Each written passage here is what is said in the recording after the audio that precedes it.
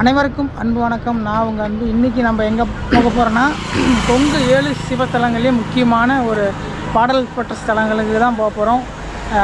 கார்த்திகை மாதம் வரக்கூடிய திங்கட்கிழமை 5 திங்கட்கிழமையும் ரொம்ப விசேஷமான ஒன்றுன்னு சொல்கிறாங்க. 7 சிவன் கோயிலையும் ஒரே நாளில் வழிபட்டோம்னா ஜென்ம பாவங்கள் போகும் அப்படிங்கிறது சொல்கிறாங்க. இன்றைக்கி நம்ம இந்த 7 சிவன் கோயிலையும் போய் பார்க்க போகிறோம். இந்த 7 சிவன் கோயிலுக்கும் 7 விதமான சிறப்புகள் இருக்குது. நம்ம இன்றைக்கி முதல் கோயிலாக பார்க்குறது நம்ம திருச்செங்கோடு அர்த்தநாரீஸ்வரர் கோயிலுக்கு தான் நம்ம வந்திருக்கிறோம். அடிவாரத்தில் நிற்கிறோம். இன்னும் அந்த பஸ்ஸு வரல.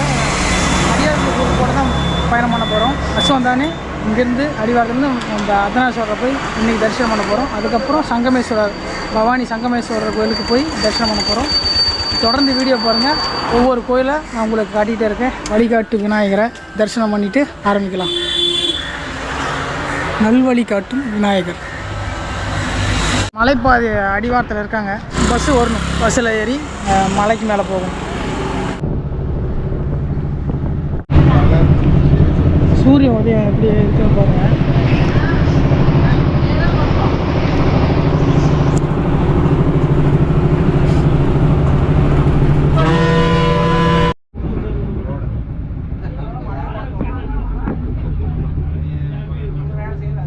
நம்ம மலைக்கு மேலே வந்தாச்சுங்க. போய் அம்மையப்பரை தரிசனம் பண்ணிவிட்டு அடுத்த கோயிலுக்கான பவானி சங்கமேஸ்வரர் கோயிலுக்கு அடுத்த கோயில், முதலாவது கோயில் நம்ம ஊர் அர்த்தநாரீஸ்வரர் திருக்கோவில்.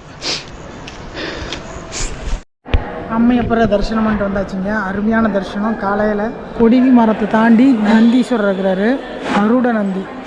அதுக்கப்புறம் ஆமை மண்டபம். இது அற்புதமான ஒரு மண்டபம். இங்கே மேலேருந்து ஒரு பூ வச்சாங்களாமா, சாமி மேலே வந்து படுற மாதிரி அமைச்சிருப்பாங்க அந்த காலத்தில்.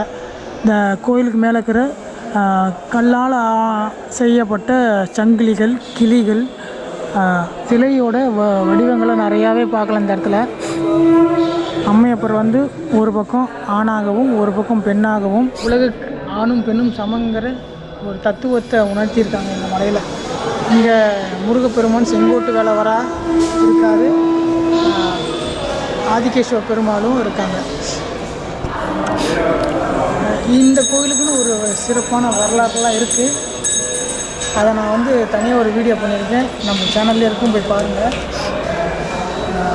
இங்கே தரிசனம் பண்ணிவிட்டு மறுபடியும் பவானி சங்கமேஸ்வரர் கோயிலுக்கு போகணும். ஒவ்வொரு கோயிலுக்கும் ஒவ்வொரு அற்புதம் இருக்குங்க. நான் வந்து அதுக்கு ஒவ்வொரு வீடியோ பதிவாக நான் பண்ணுறேன். இப்போ வந்து நம்ம கொங்கு 7 தலங்கள்லேயும் ஒரே நாளில் வழிபட போகிறோம். அதுதான் இந்த கண்டென்ட்டு. ஓகேங்களா? கொங்கு 7 தலங்கள்லேயே இந்த அர்த்தநாரீஸ்வரர் கோயில் தாங்க மலையோட உச்சியில் இருக்குங்க. மித்த 6 கோயிலும் கீழே தரையில் இருக்குது. நான் தான் சொன்ன மாதிரி இது எங்கள் ஊரில் இருக்கிற மாபெரும் கைலாயம். அம்மையும் அப்பனும் இங்கே தான் இருக்காங்க. சூட்சம ரூபத்தில் இங்கே தான் இருக்காங்க. இங்கே தான் இருக்காங்கங்கிறது என்னால் உணர முடியும். இப்போ சாமி கீழே திருப்பாதத்துலேருந்து தீர்த்தத்தை கொடுத்தாங்க. அது சாமி பாதத்திலேயே அது வரும். நான் சொன்னேன் இல்லையா, அந்த தேவ தீர்த்தங்கிறது நான் ஒரு நாள் சொன்னேன், ஒரு வீடியோவில் இருக்கும், அதை குடிச்சு பாருங்கன்னு. அவ்வளோ அருமையாக இருந்தது. இப்போ ஒவ்வொரு கோயிலுக்கும் ஒவ்வொரு புராணங்களும் இதிகாசங்களும் வரலாறு இருக்குது. அதை நம்ம தனித்தனியாக ஒரு வீடியோவை பார்ப்போம். இந்த அனுபவத்தை உங்களுக்கு நான் பகிரணும்னு ஒரு ஆசை இருக்குது. அதனால தான் இந்த வீடியோ. தொடர்ந்து பாருங்கள். ஒரே நாளில் 7 கோயிலுக்கு போகிறதுல நம்ம கர்மாவையும் நம்ம பாவங்களையும் போக்கும் அப்படின்னு சொல்கிறாங்க. இந்த வீடியோ நீங்கள் பார்க்குறதா இருந்தால் ஏதோ ஒரு புண்ணியம் பண்ணியிருந்தால் மட்டும்தான் இந்த வீடியோ பார்க்க முடியும். ஏன்னா நாங்கள் போன தடவை நான் போனப்போ 5 கோயில் தான் பார்க்க முடிஞ்சுது, 6, 7 பார்க்க முடியல. இல்லாட்டி 7 கோயில் பார்க்கணுங்கிறத நீங்களும் நினச்சிக்கோங்க. ஒன்றா இந்த பயணத்தில் இணையறதில் ரொம்ப சந்தோஷம். போவாமா அடுத்த கோயிலுக்கு? வாங்க போகலாம்.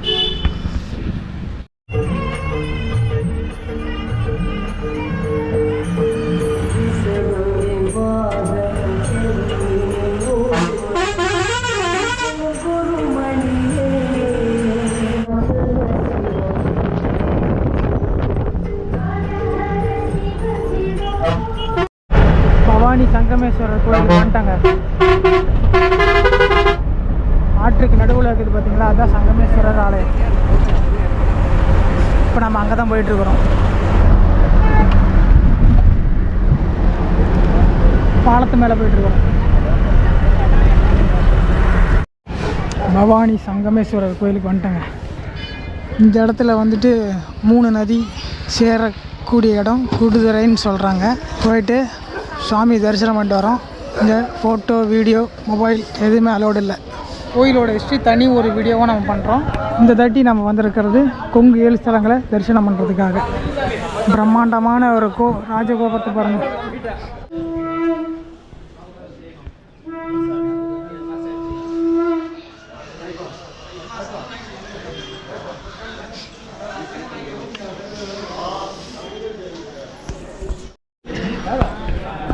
இங்கேயும் முன்னாடி ஆதிகேஸ்வர பெருமாள் சன்னதி இருக்குங்க.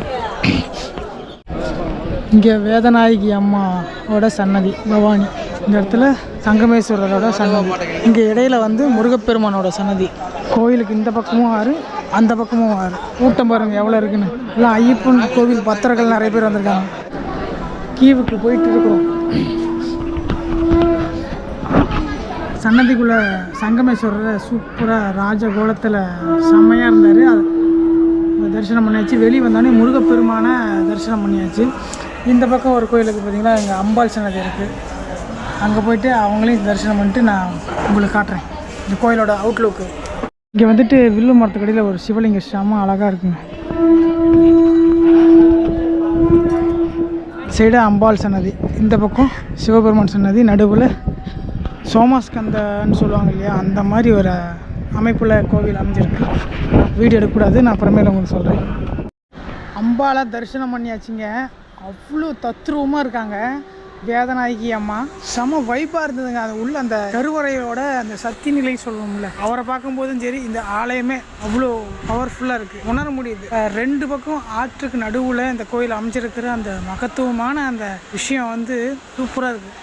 நான் உங்களுக்கு தனியாக அந்த வீடியோ பதிவு பண்ணணும். இது வந்து பெரிய டீட்டெயிலிங்காக இருக்குது. மிகப்பெரிய ஒரு ஹிஸ்ட்ரி, மிகப்பெரிய ஒரு வரலாறு கொண்ட கோவில் இது தனியாக ஒரு காணொலியாக பண்ணும்போது தான் அது தெளிவாக பண்ணணும். அதுதான் என்னோடய நோக்கம். தெளிவாக பண்ணால் தான் அது கிளாரிட்டியாக இருக்கும். நான் அவங்க உள்ளே போட்டிருந்தாங்க சில விஷயங்கள்லாம், அதெல்லாம் படித்து பார்க்கும்போது இன்னும் பிரம்மாண்டமாக இருக்குது. நான் உங்களுக்கு அது தனியாக ஒரு காணொலி பண்ணுறேன். இந்த டைமுக்கு அது பண்ண முடியாது. அடுத்தடுத்து கோயிலுக்கு போயிட்டே இருக்கணும். அது பண்ணுன்னா ஏகப்பட்ட டைம் ஆகும். தெளிவாக பண்ணணும் சொல்கிறாரு. அந்த பக்கம் முருகப்பெருமான், இந்த பக்கம் வேதநாயகி அம்பாள், அந்த பக்கம் வந்து பெருமாள் இருக்காங்க. இங்கே குபேரருக்கும் ஒரு சிறப்பு இருக்குது. இந்த சைடு காவேரி, அந்த பக்கம் பவானியாறு, நடுவில் ஒரு அமிர்த நதி ஓடுதான். அடுத்த கோயிலுக்கு போகிறதுக்கு தயாராக இருக்கீங்களா? டைமர் ஆகிடுச்சு, பசிக்குது, இன்னும் சாப்பிடல. எல்லாம் லைனாக போய் சாமி தரிசனம் பண்ணிகிட்ருக்குறாங்க. பண்ணிவிட்டு வருவாங்க. அடுத்தது நம்ம அடுத்த கோயிலுக்கு எங்கன்னா சரியா தெரில, போனால் தான் தெரியும். போய் பார்த்துட்டு அடுத்த கோயில் என்னன்னு உங்களுக்கு காட்டுறேன். எல்லாருமே சாப்பிட்டுருக்காங்க. நானும் சாப்பிட்டு அப்படியே வெயிட் பண்ணிட்டு இருக்கிறோம்.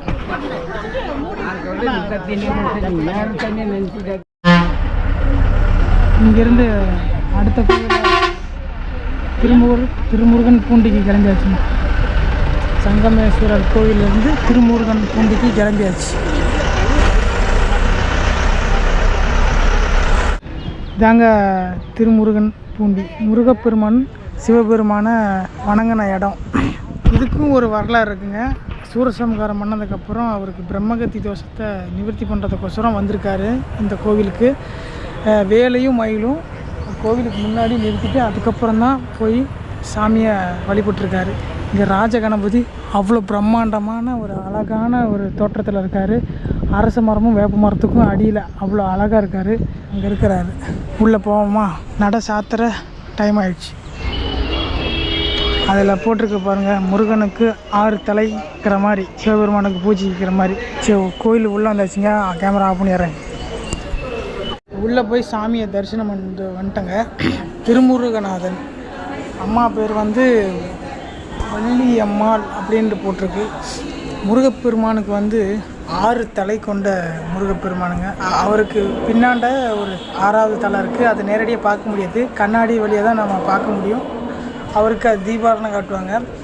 அதான் இந்த கோயிலுக்கும் சிறப்பான ஹிஸ்ட்ரியெல்லாம் இருக்குங்க. நேரம் குறைந்த காரணனால தான் நிறையா சொல்ல முடியல. கோவிலுக்கு முன்னாடி முருகப்பெருமான் வந்து வேலும் மயிலும் அங்கே விட்டுட்டு தான் இந்த கோயிலுக்குள்ளே வந்து சிவபெருமானுக்கு பூஜை பண்ணிக்கிறாரு. இவ்வளோ அற்புதமான ஒரு இடம் இது, திருமுருகன் பூண்டி. கோவில் நட சாத்துற டைம் ஆச்சுங்க.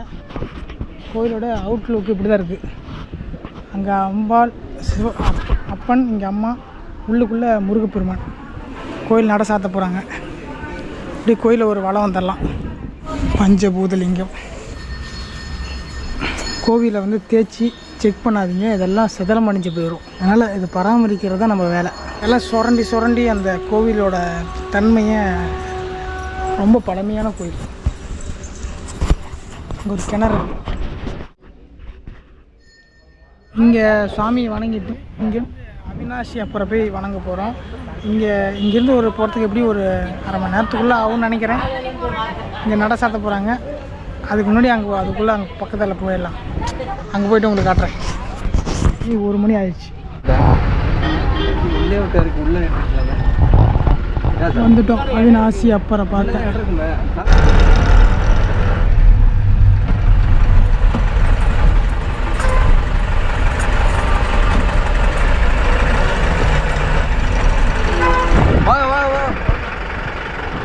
செம பிரம்மாண்டமான கோபுர காட்சி. கோயில் சாத்திட்டாங்க. சன்னதி இப்போ தான் சொல்லிட்டு போனாங்க. அது அம்பாள் சன்னதி, இது அப்பன் சன்னதி. அவினாசி அப்பர். இப்போ தேங்காய் உடைக்கிறதுக்கான ஒரு இது. உங்களுக்கு அந்த கதவை வச்சு காட்டுறேன். இன்னும் கொஞ்சம் நேரம் ஆகும். அதுக்கப்புறம் கோயில் சன்னதி திறப்பாங்க.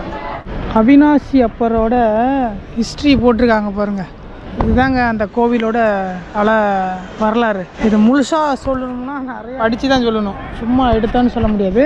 சுந்தரமூர்த்தி நாயனார் வந்து பதிகம்படி முதல்ல வந்து சாப்பிட்ட குழந்தைய கொண்டு வந்து வாயில் வந்து உயிரோடு கொண்டு வந்து விடுறது தான் இந்த இடத்துல நடந்திருக்கு. அது இந்த குளத்துலையா இல்லை எங்கேன்னு தெரில, ஆனால் இந்த இடத்துல தான் நடந்திருக்கு. அதோட காட்சி மையப்படுத்தி வச்சுக்கிறாங்க. அப்புறம் அம்பாள் வந்து இங்கே சிவபெருமானை பூஜை பண்ணியிருப்பாங்களாட்டுது. அதோட காட்சியும் மையப்படுத்தியிருக்காங்க. இந்த ஆலமரமும் அதுக்கு அடியில் இருக்கிற அந்த விநாயக பெருமானும் அவ்வளோ அற்புதமாக இருக்குது. பக்கத்தில் அந்த குளம் இருக்குது, அதை பார்த்துட்டு வருவோம். மேலே குளத்துக்கு மேலே இருக்கிற நந்தியம் பெருமானை பாருங்கள். நிறைய மீன்கள் இருக்குது. மீன்களை பிடிக்கிற அந்த நார கொக்குகள் இருக்குது, வாத்துகள் இருக்குது, புறாக்கள் இருக்குது. இந்த குளத்தை சுற்றி ஏகப்பட்ட உயிரினங்கள். கோயில் திறக்கிறதுக்கு ரொம்பவும் தாமதமாகும். இதுக்குள்ளே நாங்கள் இங்கே சாப்பாடை சாப்பிட்டு அப்புறம் இங்கேருந்து வேறு அடுத்த கோயிலுக்கு நாங்கள் பயணம் பண்ண போகிறோம். நாங்கள் கோயிலில் தான் சாப்பிட்லான்னு நினச்சோம், ஆனால் எங்களை கோயிலில் சாப்பிட வேணான்ட்டாங்க. அதுக்கான அமௌண்ட் என்னென்னா 1000 ரூபா நீங்கள் கட்டினா தான் சாப்பிட முடியும் அப்படிங்கிற மாதிரி சொன்னாங்க. இது என்ன காரணம்னு எனக்கு தெரியல. எல்லா கோயிலும் இப்படி தான் இருக்கா, இல்லை இந்த கோயிலில் மட்டும்தான் இப்படி இருக்கான்னு எனக்கு தெரியல. அதனால் நாங்கள் வெளியே போய் சாப்பிட்டு மறுபடியும் கோயிலுக்கு நாங்கள் வந்துட்டோம்.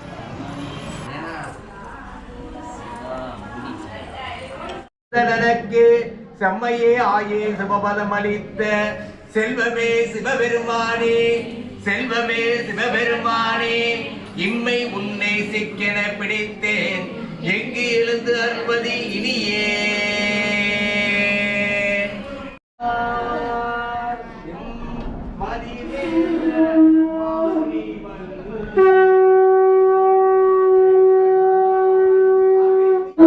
சுவாமியை தரிசனம் பண்ணிட்டு வந்து வெளியே வந்துட்டாங்க. செம்ம அழகாக இருந்தார், செம்ம பிரம்மாண்டமாக இருந்தார். கோவிலை சுற்றி நிறைய கல்வெட்டுகள் இருக்குது.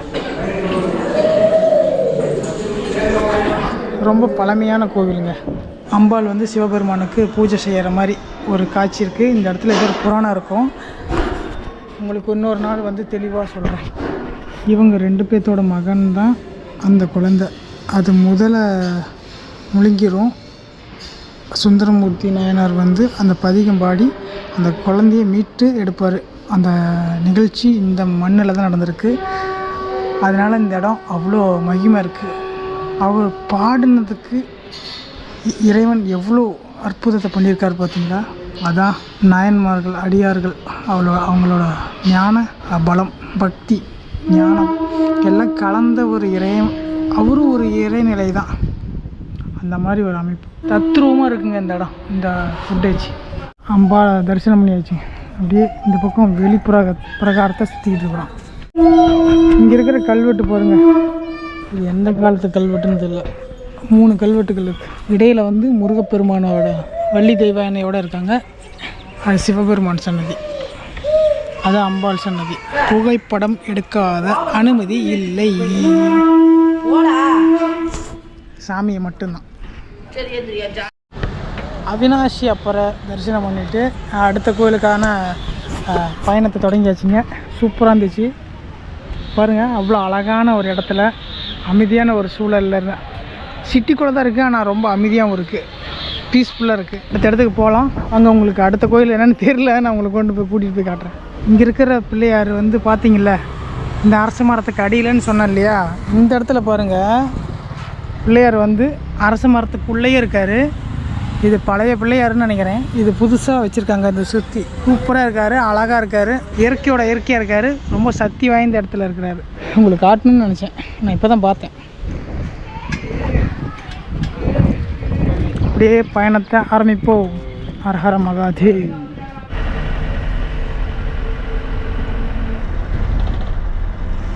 கொடுமுடி மகுடேஸ்வரர் கோயிலுக்கு வந்துட்டாங்க. மணி 6:30 மணி ஆகுது. அங்கேருந்து ஒரு 1.5 மணி நேரம் ட்ராவல் வந்துட்டோம். இங்கேருந்து பார்த்தீங்கன்னா அம்பாள் சூப்பராக தெரியுறாங்க. இங்கே பார்த்தீங்கன்னா இந்த பக்கம் அம்பாள் சன்னதி இருக்கா, அந்த லைட்டு தெரியுதா?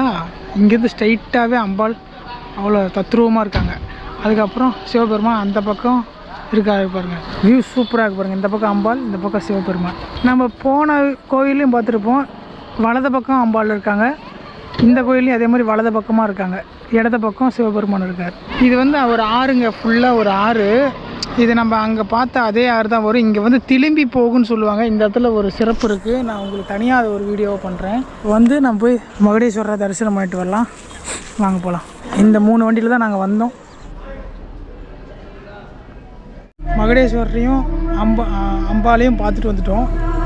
கோயில் வளம் வரும்போது ஒரு மாபெரும் ஒரு வன்னி மரம் நினைக்கிறேன், அது கடியில் பிரம்மதேவர் இருக்கிறாருங்க. தனியாக ஒரு பிரம்மதேவரை நான் இங்கே தான் பார்க்குறேன். நான் சரியாக கவனிக்க. ஒரு தாட்டி வந்தப்போ வந்தேன், அப்போ சொன்ன மாதிரி கோயில் சுற்றல. இப்போ பிரம்மதேவர் பார்த்தா ஷாக் ஆகிடுச்சு. நீங்களும் பாருங்கள். இந்த மரத்துக்கடியில் பிரம்மதேவர் சன்னதின்னு போட்டிருக்காங்க. வீடியோ எடுக்கிறத பார்த்தா கேமரா பிடிக்க வச்சுக்குவாங்க. நான் உங்களுக்கு அங்கங்கே கொஞ்சம் காட்டுறேன்.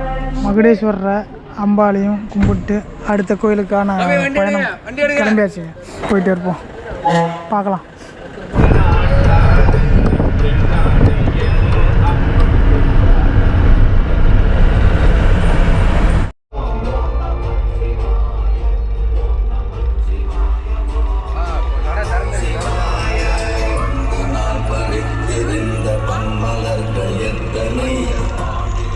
இந்த தாட்டியும் அந்த கோயிலுக்கு வந்துட்டாங்க. ஆனால் வந்து கோவில் நட சாத்திருக்குது.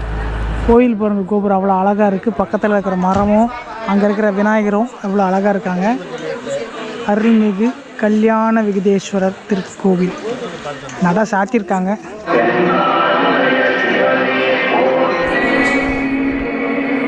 செம்ம டைமிங்க. கோயில் சாத்திட்டாங்க. அவரோட அணுகுக்கிறகம் இல்லைன்னா இவ்வளோ தூரம் வந்து இந்த மண்ணை மிதிக்க முடியாதுன்னு தான் எனக்கு தோணுது. பார்த்தீங்களா, சங்குநாதம் கேட்குது. ரொம்பவும் அந்த வைப்ரேஷன் இந்த மண்ணுக்கு இருக்கு. சாமி உள்ள அவ்வளோ ஆனந்தத்தில் உட்காந்துருக்கிறாரு. பசங்க வருவாங்களா பார்ப்பாங்களா அப்படிங்கிற மாதிரி இருக்கிறாரு.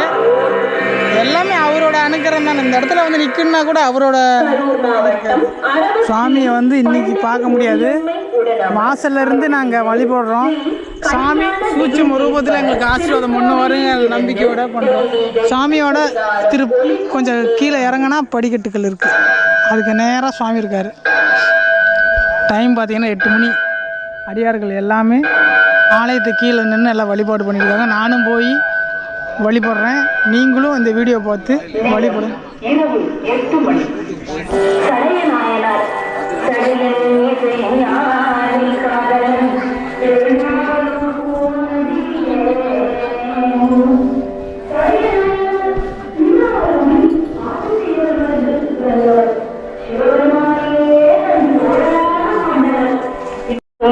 மறுபடியும் இதே ஆலயத்துக்கு நம்ம வந்து அந்த கண்டிப்பாக ஒரு வீடியோ பண்ணுவோம்.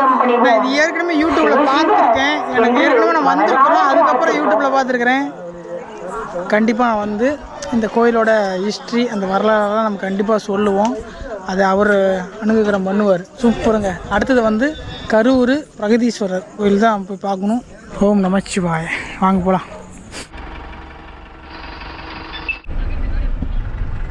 கரூருக்குள்ளே வந்துட்டோங்க. இன்னும் ஒரு 4-5 கிலோமீட்டர் தான் இருக்கும்.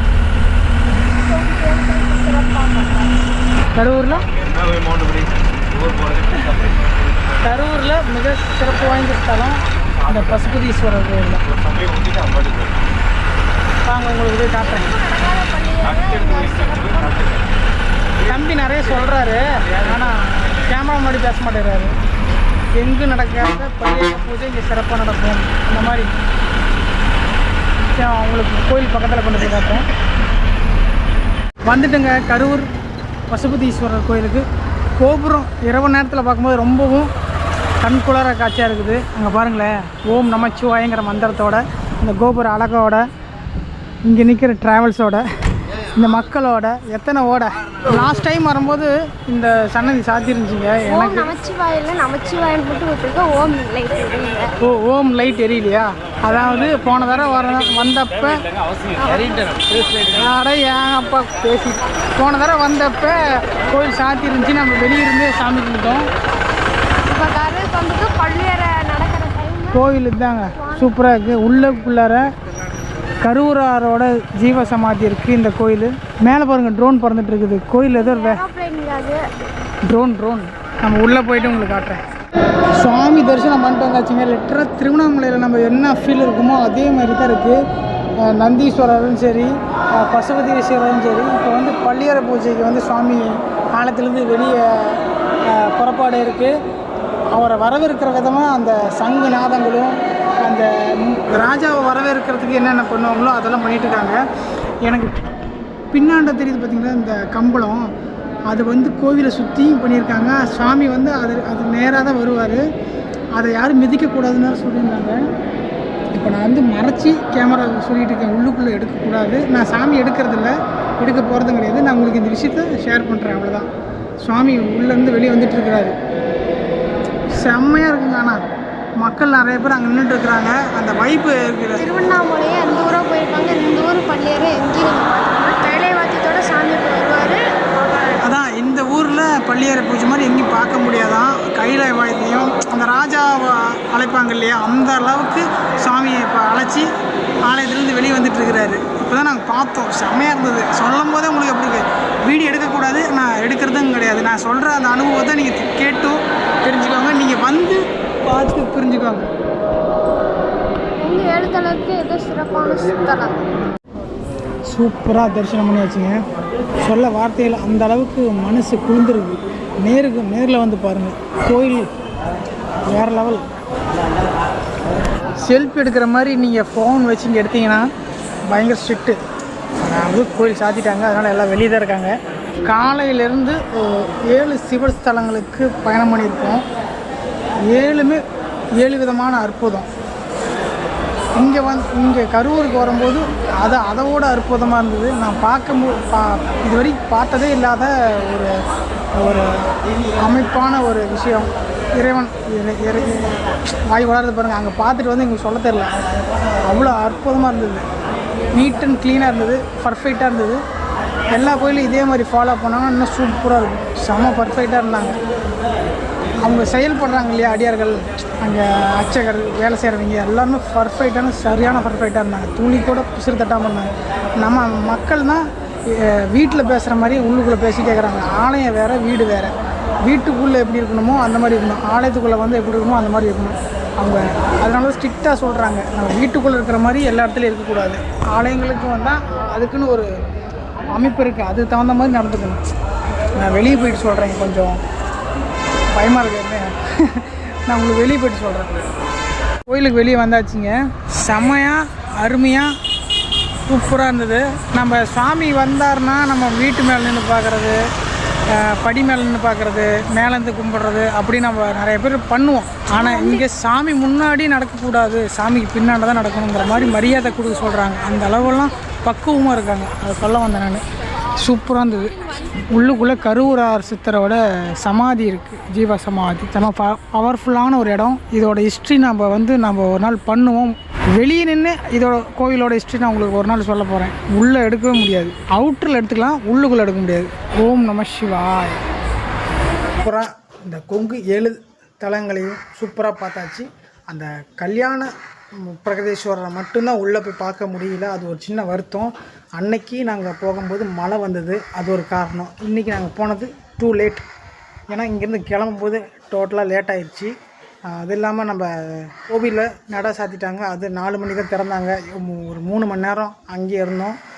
அது மட்டும் இல்லாமல் இப்போ இந்த தாட்டி ஓகே, அடுத்தாட்டி இன்னும் கொஞ்சம் நம்ம குயிக்காக அதை போய் பார்க்கலாம். நீங்களும் இதே மாதிரி பாருங்கள், சூப்பரான ஒரு அனுபவம். இந்த அனுபவம் எல்லாருக்குமே எல்லா விதமாகவும் கிடைக்கும். அவங்கவுங்க உள்வாங்கின உணர்வுகளை பொறுத்து தான் அந்த அனுபவம் கிடைக்கும். அதனால் நான் என்ன சொல்கிறேன்னா, கார்த்திகை மாதம் வரக்கூடிய சோமவாரம் திங்கட்கிழமையில் 5 திங்கட்கிழமை இந்த 7 கோயிலுக்கும் போனால் மிக மிக சிறப்பு. அது நான் 2 தடவை போயிருக்கேன் இதோட. அதனால் நான் உங்களுக்கு சொல்கிறேன், இந்த வீடியோ உங்களுக்கு பிடிச்சிருக்குன்னு நம்புகிறேன். இதே போல் அற்புதமானவும் அழகான அதிசயமான ஆன்மீக தேடிய ஒரு வீடியோவில் நான் வந்து உங்களுக்கு சந்திக்கிற வரையும் தொடர்ந்து இணைந்திருங்கள். மீண்டும் சந்திப்போம். நன்றி, வணக்கம். ஓம் நம சிவாய். யூடியூப் சேனல் அந்த ப்ரோ எங்கே உங்கள் மூஞ்சி காமி